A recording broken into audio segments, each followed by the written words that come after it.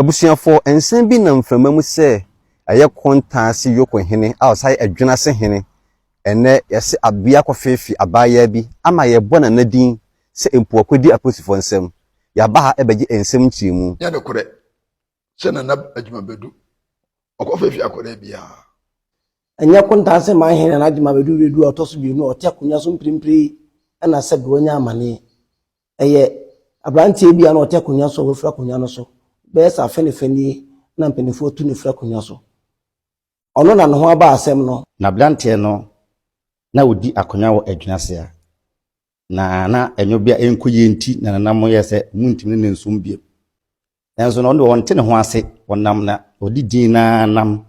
ena ode ye de ensen emfata di says wa konya plefo nsem a plefo bu saliye mu nkyere ba bi kura konya asa din free ye ne ba bi kura odi hene no na odi midini ena ye saade na ye kuntanse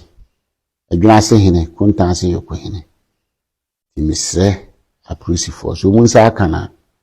musa no na onkyere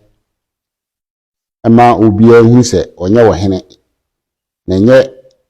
mina makoyesa no na akoyesa na onye wo hene meti hoi mi gazette a National House of Chief edi ama mini a kyerɛ sɛ mina me kuntanso yoko hene no